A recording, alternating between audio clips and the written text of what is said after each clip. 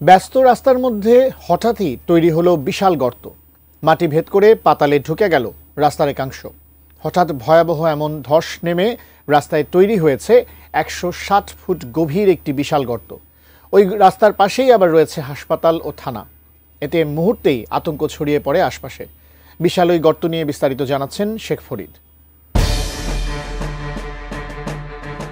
হঠাৎ করেই পায়ের তলার মাটি উধাও।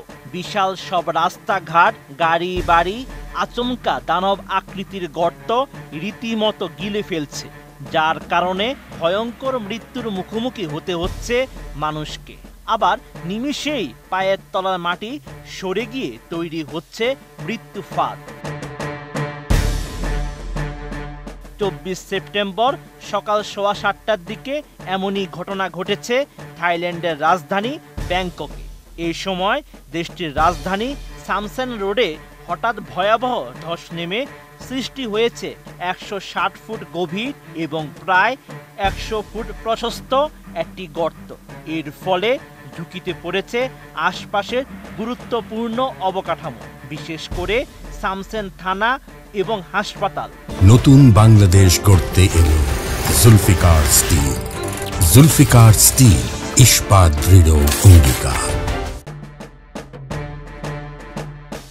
থাইল্যান্ডের প্রশাসন জানায়, বিশাল গর্তের ফলে থানার নিচে থাকা কিছু ফাউন্ডেশন পিলার ক্ষতিগ্রস্ত হয়েছে এবং এখনও আশপাশের মাটি এখনও নড়ছে।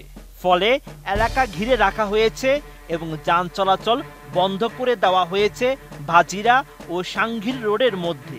সেই সঙ্গে বন্ধ রাখা হয়েছে হাসপাতালের বহির্বিভাগের কার্যক্রম আর সরিয়ে নেওয়া হয়েছে প্রায় ৩৫০০ রোগীকে।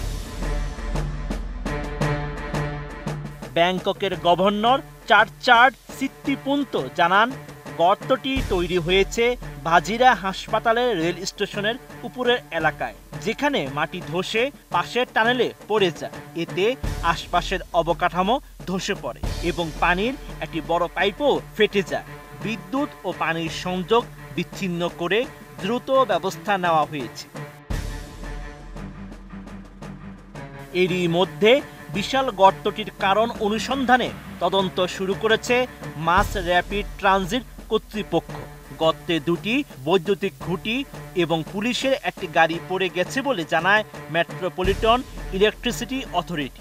এ বিষয়ে থাই প্রধানমন্ত্রী অনুতিন চানভিদাকুল জানান, এই টানেল ও সড়ক সংস্কারে ১ বছর পর্যন্ত সময় লাগতে পারে এবং বিষয়টি মন্ত্রিসভার প্রথম বৈঠকে গুরুত্বের সঙ্গে আলোচনা করা হবে। বিশ্লেষকরা বলছেন, সবচেয়ে বড় আশঙ্কা এখন বৃষ্টি নিয়ে। যদি বৃষ্টি নামে তবে গর্ত আরও বড় হয়ে পরিস্থিতি আরও ভয়াবহ হওয়ার আশঙ্কা রয়েছে। Sheikh Farid, ATN news.